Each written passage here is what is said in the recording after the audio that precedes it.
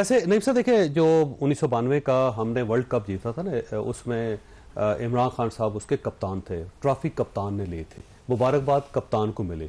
तो आप आज एक नई रवायत कायम कर रहे हैं, आप कह रहे हैं कि कैप्टन का कोई कंट्रीब्यूशन उसको साइड पे करें, टीम को मुबारकबाद।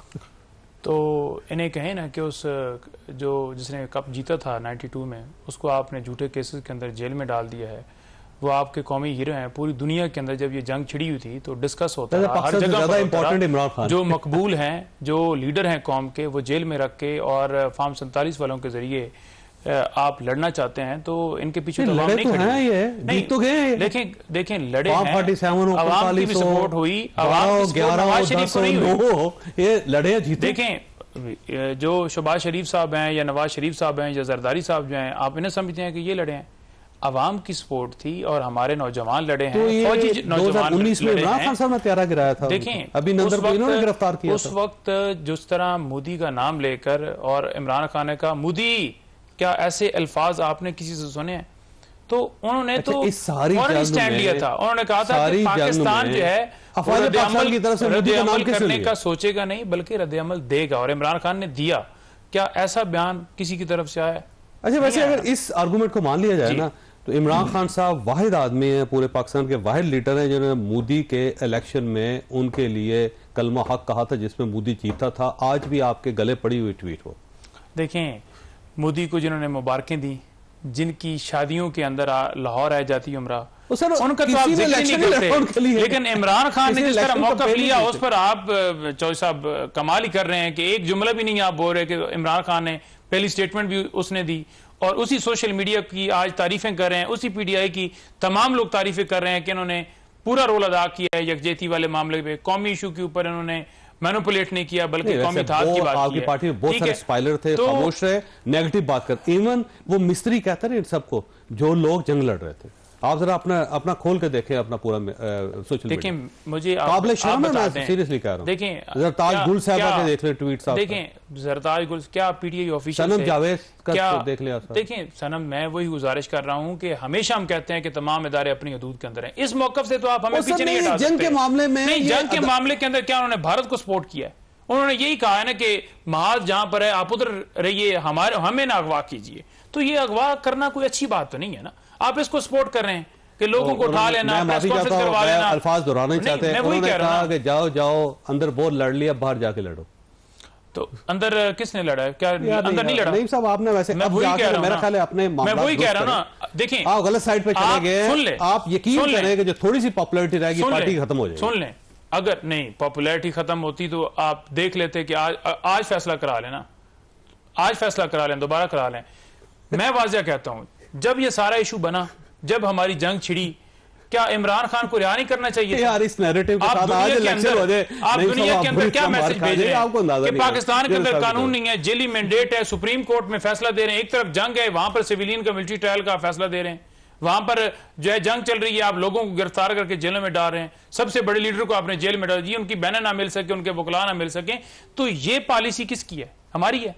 तो जिनकी है उनसे सवाल कीजिए ना कि जब बाहर वाले मामला चल रहे हैं तो कौमी यकजहती आपके अंदर वाले लोगों से होती है। कौमी यकजहती के बगैर काम चला लिया उन्होंने। मुल्क की कौमी यकजहती के बगैर कैसे काम चला है? कौन सारी सपोर्ट की है पाकिस्तान। आप पूरा रिकॉर्ड निकाले ना, 6 करोड़ प्लस जो है वो पीटीआई के लोग थे जिन्होंने नैरेटिव बिल्ड किया है, और वो पूरी दुनिया में गए, और बाकी तमाम मिला के 2-2.5 करोड़ बने।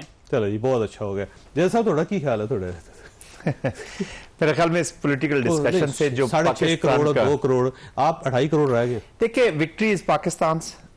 पिछला जब पाकिस्तान की नेशन की है, मैं इस वक्त इस पॉलिटिकल डिबेट में जाके जो डाइल्यूट नहीं करना चाहता, क्योंकि अभी रिस्पांस माउंट हो रहा है। War is not over, war is continuing. हमारा जो पुलवामा का इंसिडेंट हुआ था, पाकिस्तान तहरीक इंसाफ की हुकूमत थी, अब पाकिस्तान मुस्लिम लीग की, और पाकिस्तान में पॉलिटिक्स ने होना है, पॉलिटिक्स ने आगे जाना है। एंड तमाम पॉलिटिकल पार्टीज को डेमोक्रेसी को अच्छा करते हुए कॉन्फिडेंट होना चाहिए कि कल वो पावर में होंगी। And today all parties of Pakistan are in power. Proxy India की कहां पे लड़ रही है? खैबर पख्तूनख्वा में। तो पाकिस्तान तहरीक इंसाफ की हुकूमत है, क्या आप उनको लिए काम नहीं करना चाहते? पाकिस्तान पीपल्स पार्टी की हुकूमत है बलूचिस्तान में, वहां इंडियन प्रॉक्सी असलम अच्छू जब या इस तरह के लोग जब जख्मी होते तो वो जाते इंडियन हॉस्पिटल में, तो there proxies fighting, you are fighting a war against India and Balochistan. तो क्या अभी पीपल्स पार्टी के जी नहीं, मैंने नहीं ये लड़नी, या नून लीग फेडरल में, we all are in power, let's do it. कि अभी इस वक्त पॉलिटिकल डिबेट में, आज भी मैं कुछ तकरीरें सुन रहा था, as a Pakistani I am hurt कि हम किधर जा रहे हैं। वो तिरंगा यात्रा कर रहा है या जो भी कर रहा है वो जोविनेट हो रहे हैं। और ये देखें पाकिस्तान की फौज है, मैं ऑनेस्टली आपको, नॉट कि I am ex military, Pakistan के पास अगर न्यूक्लियर और ये फौज ना होती तो आज यहां पे किसी और मुल्क की फौज होती। सही बात। तो फिर आप किधर जाते सर? वो जो उनका जो टीवी कह रहे थे ना सर, उनकी जो 15 न्यूज जो कह रहे थे, जो उनके चैनल कह रहे थे, वो 100% दुरुस्त है, क्योंकि ये प्लान का हिस्सा था कि उन्होंने यहां से अटैक कर रहे हैं इन शहरों के ऊपर। देखिए जो डॉक्यूमेंट पकड़े गए ना, दिस इज प्रूफ। जो डॉक्यूमेंट पकड़ा गया है उसमें जो बाकी चीजें हैं कि जी हम 1 to 1.2 किलोमीटर हम कश्मीर में जाएंगे और कहेंगे जी ये बफर जोन हमने क्रिएट कर दिया, रूट्स बंद कर दिए हैं, ये जगह हम टारगेट किए जाएंगी। उसके बाद इंक्लूडिंग दी ये जो मनूवर, और उसके बाद बलोचिस्तान में जो हमारे elements already placed elements of raw वो एक्टिवेट हो जाएंगे, खैबर पख्तूनख्वा में जो एलिमेंट्स है वो एक्टिवेट हो जाएंगे, पॉलिटिकल पोलराइजेशन का फायदा उठाया जाएगा और डिप्लोमेटिक मनूवर लॉन्च कर दी जाएगी और हम पाकिस्तान को एम्बेरस कर। दिस वाज द प्लान जो पकड़ा गया।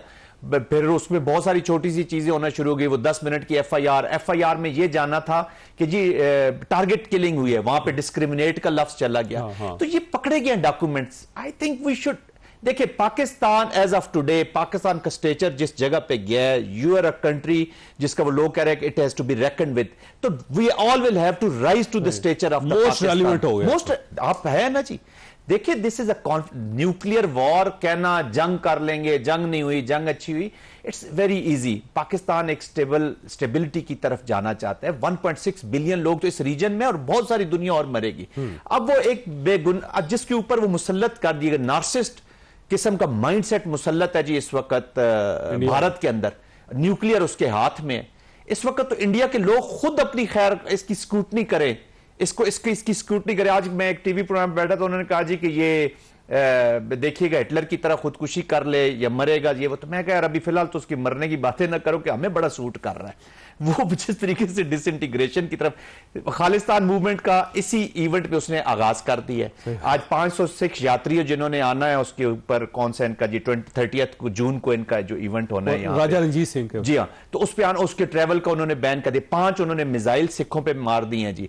कश्मीर के साथ मुसलमानों के साथ जो कर रहा है, हालत यह है कि विक्रम मिस्री के साथ उन्होंने किया। ईरानियन फॉरेन मिनिस्टर पीस का एक वो करने इनिशिएटिव आया दुनिया की मदद करने के लिए, मदद के लिए। आप उसको कह रहे हैं कि ये मैं वो अल्फाज नहीं, आप किसी एनिमल के वो बच्चा है and you are talking about that. So this is an innocent society. Pakistan को न सिर्फ एक दुश्मन बल्कि एक पागल दुश्मन का सामना है। तो we have to rise from lot many things. पैसा आपके पास ये जो अंदरूनी सूरत है ना, वैसे और मेरा ख्याल है इमरान खान साहब को एंगेज गवर्नमेंट को करना चाहिए, मसले को खत्म करना चाहिए। अगर बाहर सीज फायर हो रहा है तो अंदर सीज फायर करने में क्या हर्ज है? वैसे एक तो दोनों चीजों को क्लब नहीं किया जाना चाहिए। यानी जब पीटीआई के लोग कहते रहे इस क्राइसिस के आगाज में 22 अप्रैल के बाद कि जी खान साहब को छोड़ा जाए, मुल्क की सलामती के लिए ज़रूरी है, तो फिर हुकूमत कहती थी कि ये मुल्क की सलामती को मशरूत कर रहे हैं। यानी एक ये वक्त नहीं है, और ये बात भी सही है। यानी ये जो मुल्क के अंदर जो भी पॉलिटिकल सूरत हाल है, इसको आप उससे क्लब किए बगैर कहें कि इसको सेटल होना चाहिए। ये बड़ा इंपॉर्टेंट क्वेश्चन है कि पाकिस्तान में यानी है क्या कि जैसे 9 मई हुआ पाकिस्तान में, ये तो 10 मई को पाकिस्तान जीता ना, वो 2 साल पहले 9 मई हुआ पाकिस्तान में। या पाकिस्तान में जिस तरह से पीटीआई के कहते हैं 26 नवंबर हुआ फॉर एग्जांपल। मैं तो पूरी बात कर रहा हूँ ना, अगर इजाजत दें तो ठीक है। कहते जिन एयर बेसिस पे हमला किया गया था 9 मई को, 10 मई को उन्हीं एयर बेसिस ने फास्ट किया। तो इसलिए वो जो 26 नवंबर हो या 5 अक्टूबर कह रहे हैं या 9 मई हो, यानी ये पाकिस्तान का अपना इंटरनल क्राइसिस है। मैं तो इसको देखता हूँ। उसमें एक बात तो आपने कहा गवर्नमेंट को बात करना चाहिए, गवर्नमेंट तो राजी हो गई थी ना एक बार। हालांकि वो खान साहब ने कमेटी बनाई थी कि ये मैं पहले थोड़े बंदों की थी, फिर 7 बंदों की हुई, फिर वो भी बढ़ गई।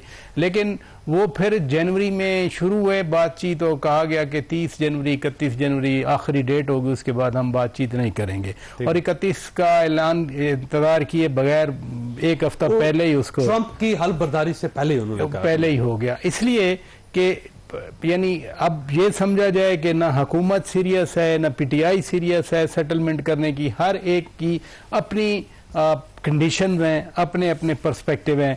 लेकिन अगर देखे ना सदर ट्रंप डिनर पे बुला सकता है और ये होगा, मैं आपको बता रहा हूँ, ठीक है, ये होगा। यानी ये it's not a whimsical thought, it's a reality that going to unfold itself।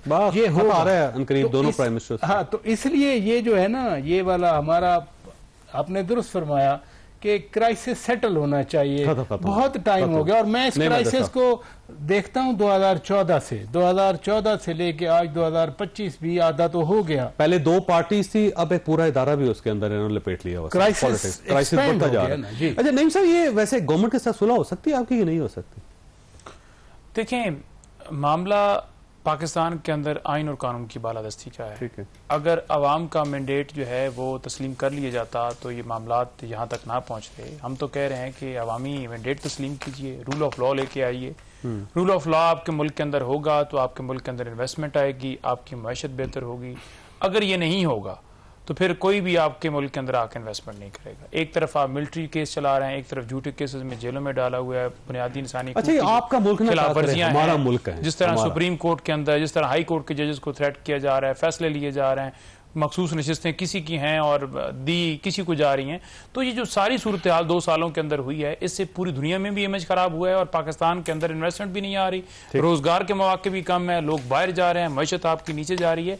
तो मैं ये समझता हूँ कि स्टेबिलिटी के लिए जरूरी है कि अवामी नहीं बाहर आप जाते हैं, नहीं यहाँ पर बहुत बड़ा रेवेन्यू है पाकिस्तान। देखिए यहाँ पर लोग, आप चॉइस साहब शायद आपकी फैमिली के अंदर से कोई डंकी लगा के नहीं गया, उन बच्चों से पूछें, वो जो फैमिलीज हैं उनसे पूछें जो डंकियां लगा के जाते हैं और बड़े दरिया में, इमरान खान साहब के दौर में और समंदर में 20 लाख लोग तो 2 सालों के अंदर गए। जो साहब कैसी बात है। अच्छा जनरल साहब, ये फरमाइएगा कि ये अंदर की पोलराइजेशन खत्म करने का टाइम नहीं आ गया? वैसे देखिए, जब तक आप इंटरनल, आपको भी मैं पढ़ के बता रहा हूं कि एनिमी के पेपर्स में इंटरनल पोलराइजेशन एक बहुत बड़ा फैक्टर था जिसका उन्होंने पूरा फायदा उठाया। जी, एनवायरमेंट रीड करते रहे आप, प्लान तो बात की बात है, प्लान से पहले आप एनवायरमेंट रीड करते हैं कि व्हेन एनिमी इज सॉफ्ट, तो सॉफ्ट था ही तो अटैक हुआ है ना। तो इस पोलराइजेशन को बिल्कुल देखें, डेमोक्रेसी में बहुत ताकत है, कॉन्फ्लिक्ट रेजोल्यूशन भी इसी के अंदर है। ये पाकिस्तान के पॉलिटिशियंस को अब अंडरस्टैंड करना चाहिए। मैं यही कह रहा हूं कि आपकी बारियां आनी है, चली। जैसा 2 हकीकतें हैं पाकिस्तान की, वो वक्त खत्म हो गया है। हकीकतें ये है कि ये मुल्क फौज के बगैर बच नहीं सकता और ये मुल्क सियासतदानों के बगैर चल नहीं सकता, जमहूरियत के बगैर चल नहीं सकते। इन दोनों को साथ साथ लेके जाना पड़ेगा, तभी ये मुल्क चलेगा। और आपने गुफ्तगू सुनी, फैसला आपने खुद करना। अल्लाह ताला आप और आपके अहले खाना को हर किसी मुसीबत से महफूज रखे। अल्लाह हाफिज़ एंड पाकिस्तान जिंदाबाद।